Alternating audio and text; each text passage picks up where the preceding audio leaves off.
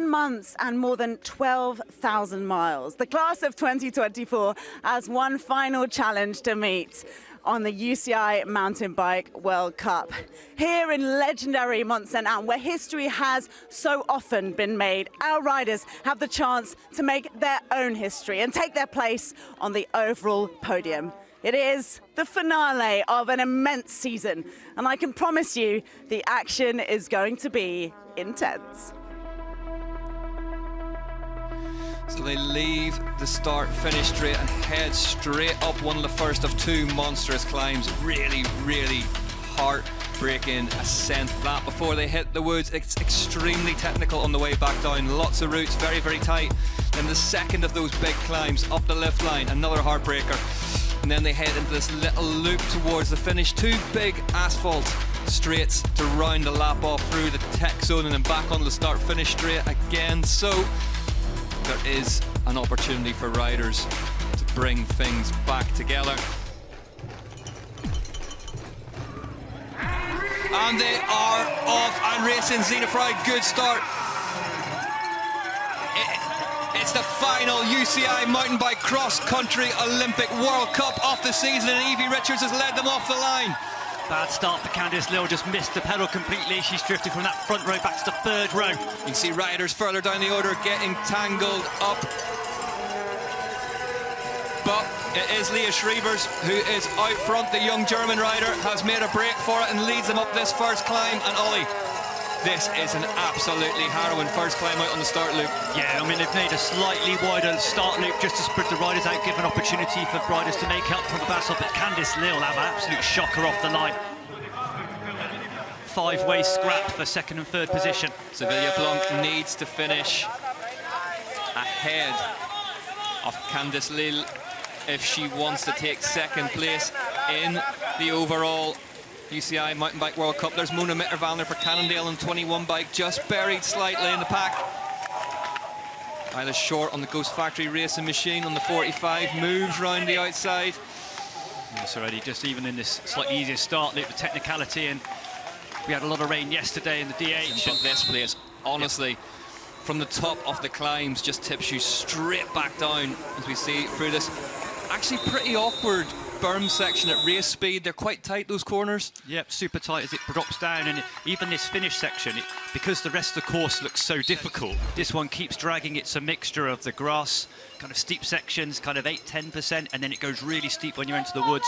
When you crest the top, it goes from steep route climb to zero recovery. It's very difficult here. You can see as well. Candice Lill just out of her pedals momentarily, gets back in. Luana Lecomte takes the green light to move past her. So first mistake we've seen from Candice Lill. I think especially in the first lap for these riders, they have to find out how much grip the tires have.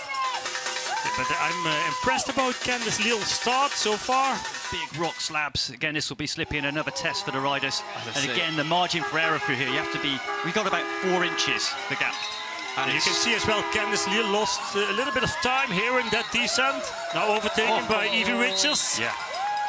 Richards on fire through that section. A different line for Evie Richards over there. Absolutely monster trucking her way through the descents. Can Richards pace on the downhill? Luana Lecomte, though, we need to talk about how impressive she was here last season. And oh, just as I say that, bobbles out in the roots, you can see no grip at all whatsoever out there. That section behind that bridge is actually quite tricky. You can have an inside line, but there are three trees, and you can go in between, but for some of the handlebars, it's not wide enough. So you have to go around. Down through this new jump section, then our first look at it. Here we go, Richards in from 8th place, and that is a new rear wheel in the back of that Trek. All she can do is watch now. In it goes, the axle goes back in straight through, axle on there into the right gear, and she'll get a push away from the mechanics. So not a bad stop, and if you are going to get a puncture bar, start the race, plenty of opportunity to work back. It is, but of course 30 seconds you were lost easily. Hopefully she can come back to that leading group. This is a section where they've just added that little bridge to the right. The riders are really struggling to clean that climb. It was big rock slabs, and even with the bridge, it's still difficult. Really nicely done from Fry. Just kept the bike moving forwards. Luana Lecomte tried to tap the power on the back wheel, just span up, and Lil. And you see how difficult it is for these riders. Worst place that can happen on that climb. Gets going again. Henderson's in there. There's Keller coming as well. Yeah, but also Rebecca Henderson. And here we see how slippery it is. The rear wheel is sliding to every side. Ollie just got over these rocks. Just cross-rutted there. Yeah, all over the play. And And it's a matter of time to find out if the chasing group is coming back to her, or maybe she can extend the gap a bit further. Ollie, it looks like these three are coming back together. Then they will look to each other as well. I mean, everything's relative. Yeah, they have been testing out each other a couple of times. Luana Lecomte, she showed her strength in the descent, how fast she is. She had a little bit of a gap at the bottom of the descent. Zena Fry right back up onto the wheel of Luana Lecomte. Half wheels are over the bridge, lets her know she's there. you just saw her just at the last part of that climb, just accelerate, put 10, 20 pedal strokes in. Yeah, in after 12. her rear flat in the previous lap. As we look at the front now. Steger now going to the front. Yep, Steger pulls out wide and overtakes Luana Lecomte at the front of the race. Lil not that far off. Ehler in 4th place currently. So we see Laura Steger now for the first time leading the race, and she knows as well she's fast in the descent and almost at the top of the climb. This second loop, like I say, the less technical, relatively speaking, compared to the first one. Oh, and now at the front we see Laura Steger attacking off the front of Luana Lecomte. Lecomte keen to close that back up, but no Zena Fry in that shot. So it's a little bit further down, but not that far off. But Steger definitely is putting the hammer down now. Could this be a 1-2 punch from Specialized? I'm not sure Zena Fry have to see 5 seconds back, Fry. There she's she got is. an issue, or maybe Lyra Steger has just dropped the hammer and won lose the sense. the descent where just lost pictures a little bit as you drop down through the woods. That's the fast. There's a few rock sections. There's the gap jump. You drop through the river, but it's the slightly easier descending through that section. I'm surprised to see Zena Fry get dropped, unless she had a proper little off. Yeah, but I think Steger, she put the hammer down in that descent. Here they come down into the tech feed zone then, the tech zone, excuse me. Luana Lecomte is entering that feed zone. Yep, pulling in. And there is Sevilla Blanc and Martina Berta. Yeah, 7th, 8th at the moment. Yep, 7th and 8th. And Blanc having a cracking season and in that 5-way fight for 2nd and 3rd place. Needs to get herself ahead of Candice Little if she wants to take 2nd in the overall. It means a lot in this race. Yeah, it's, what, 16 seconds. And this little climb now on this 2nd section, we've got 3 little kicks, all really tiring, and then we drop onto where we saw the XCC short track racing. Yeah, it's important for Luana Lecomte to close that gap as quick as possible so she can have a little bit of a draft and save her energy. Yolanda Neff's in 19th at the minute. So inside the top 20 for Neff, a season to forget for her, but... Yeah, 4-time winner at Mont-Sainte-Anne. Yeah, just shows the strength. So strong here over the years, Neff, and you can bet she'll be back for more in 2025. I say, but at one point she was back in 18th position on the start lap. So 179 beats per minute, 183 on the Whoop Live. A Sevilla Blanc, 14.7 her live strain, so that graph moving steadily upwards towards the 21 maximum. And Sevilla Blanc currently 2nd overall before we started the race. And 39 seconds back now for Candice Lil. Behind her, Alessandra Keller looking stronger and stronger as the race goes on, Keller. if I was at the front, I'd be worried. You know, the pit crews will be giving you notifications of where people are at. But if I was at that front 3, I'd be worried about Keller. I'd be worried about Rizvids coming back. That's the river gap. Oh, how to jump that one? Oh. It just shows how big and how deep it is. Rebecca Henderson's in it. Wow. And how to get out. Wonder what's happened there. Why she didn't jump it? Did she have a... She came in. Oh, everyone's having to get off behind her and jump onto the B line. Just don't look, can't really see what's going on with the bike. A Sevilla Blanc then ends up in the drink as well. into it. I think she just came up with an issue, a problem or a slip, and wasn't confident. Performance at this one, Evie Richards. Luana Lecomte leads the way by 1 second from Lyra Steger. Zena Fry, 26 seconds back. This group has been in the river. Yeah, but also Tamara Wittmann, Austrian champion, coming back to this group. And there's Sevilla Blanc moving around the outside of Steffi Haberlin then in the red of Team BMC. So I think I've never been in such a big chasing group in Mont-Sainte-Anne. Halfway of the race. yeah, lap 5 out of 6, penultimate lap of the year. Look at Sevilla Blanc fighting up the inside there. It's a full scrap at the moment, but this climb is so steep, 20-25% on the inside of those corners. Oh, as Lecomte, again, that little pinch point just causing problems, but these two have just been travelling faster, Ollie, than everybody else out there. Yeah, the speed, they just look so smooth, so confident on this track. Candice Very little grip. 1 minute and 24 back in 4th place at the minute. That would be enough for 2nd place in UCI World Cup overall. Sevilla Blanc is currently in 8th, 2 minutes and 3 seconds back off the lead. So that one looking like it's heading the South Africans' way. And I know that there's often so much debate over what privateer actually means, but to be 2nd in the UCI World Cup without a registered team, Yeah. huge result. Final lap of the year. Lyra Steger leads them onto it. Johan Lecomte is looking back. Here's a slow-mo through the rocks of Chiara Tiocchi.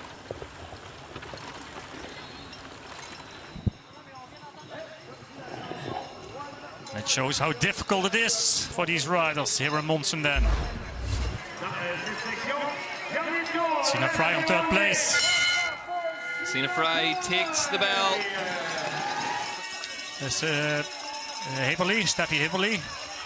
Oh, and Lecomte, you see the strength on the climbs going up that inside line, and it's so much deeper up there. She just applying the pressure now. It's a big attack. That's very steep, that inside line. Impressive what she did. Absolute hammer down, racing from the two at the front of this one. Yeah, big move from Lecomte to go up that inside line on this last lap. Steger, Lecomte, Fry, your top 3. Is that the way they're going to cross the line? It's anyone's guess here in Mont-Sainte-Anne at the top of one of the most brutal climbs in mountain bike racing. Definitely this course has some options to take different lines, which are faster but more difficult. And there's a gap now, there's a gap forming between Luana Lecomte and Lyra Steger here. Steger looks like she's in trouble.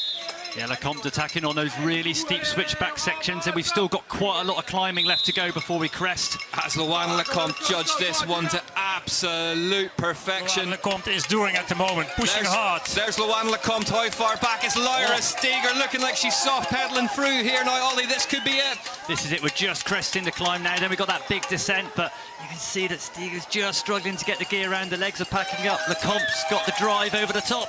Neff has DNF'd, Yolanda Neff pulls in, and that will be it for her 2024 season. Not what she wanted from this Olympic year. The former Olympic mountain bike champion Yolanda Neff retires in Mont-Sainte-Anne, but meanwhile at the front, one of her old sparring partners, Luana Lecomte, looks like she's riding towards her 11th UCI cross-country Olympic World Cup win.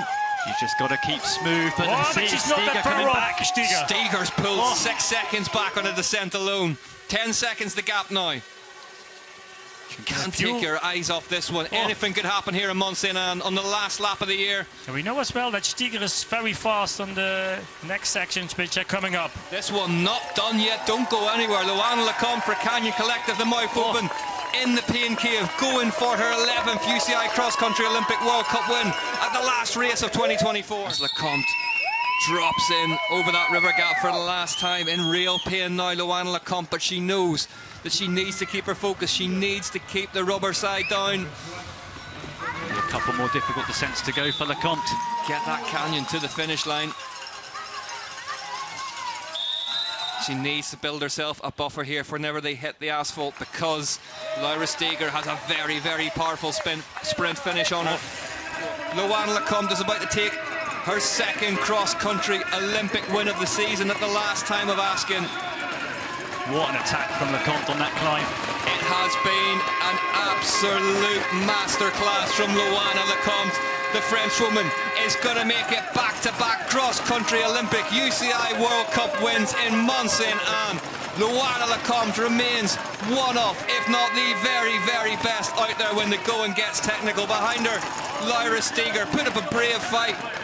but just lost it on that last half lap, Ollie. What a scrap. I enjoyed that one, I tell you. It was tense. Lecomte has just always had that feeling that she just had the edge over Steger on the climbs. And Look at Keller fighting hard, but Candice Lill, this one will have ramifications in terms of the World Cup overall for the rider in front for the time being, Candice Lill. yeah, Keller got the overall title wrapped up before this one, but there was a huge scrap going on for second and third. Candice Lill heads Alessandra Keller. Are we going to get a sprint finish to the line? Zena Fry is going to cross the line in third place. A superb end of 2024 continues for the former UCI world champion, Zena Fry. But the pace of Lecomte, that gap There back goes from 30. Keller. Keller attacks Lill. Is that all she wrote for Candice Lill, or can she rally and get past Alessandra Keller? She's making a good go of it. Two into one work into this corner. Lill gets the move done first, prepares to swing right. Has she got another kick left as they head towards the start-finish straight? Big drive out the corner, then we got this last, it's just like, almost looks like on a short track race. Really, really loose surface as they head up onto the asphalt. Keller needs to stay right on the back wheel of Candice Lill if she wants to get the job done here. Candice Lill, but no, Keller sets up. That's enough. Candice Lill crosses the line in fourth place. 2 minutes back off the winner, Lecomte. Then in fifth place, the overall UCI cross-country Olympic World Cup title winner for 2024. Disappointed with fifth place. She needn't be. What a year for Alessandra Keller. Candice Lill may well have done enough to get second in the UCI World Cup overall. Jenny Risvitz crosses the line in seventh. She has given absolutely everything this season. Yes, I'm very, very happy. It was a long week because I wait to finish this half season, and I really wanted to finish this season on a high note. So, what a race! I think we raced with Laura since junior. I don't remember the year, but it's always a pleasure to race with her. And yes, in junior she finished every time in front of me, and now I try to change the. Luana Lecomte takes a victory in Mont-Sainte-Anne for the second season on the bounce.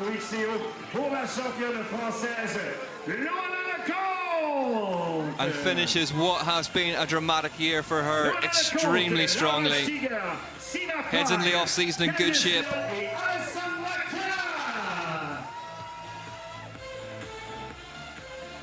Lecomte, Steger, Fry, Lill and Keller, your top five here in Mont-Sainte-Anne, the final round of the UCI Cross Country Olympic World Cup 2024. There we go then. Confirmation: Lecomte from Steger, Fry, Lill, Keller, Richards, Risvitz. Haberlin, Wiedmann, superb ride from Tamara Wiedmann in ninth. Then Sevilla Blanc.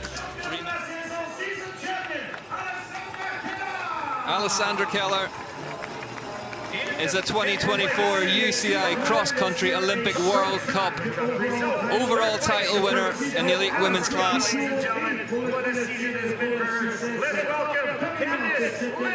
We spoke to her at the start of the year. She said it was important in an Olympic season to keep your eyes on the World Cup overalls. They're hard to win. She's won 2 of them again. Confirmation then off the standings. Steger up into second place. Candice Lill missing out by just a handful of points. Lecomte up into fourth. Blanc from second all the way back to fifth.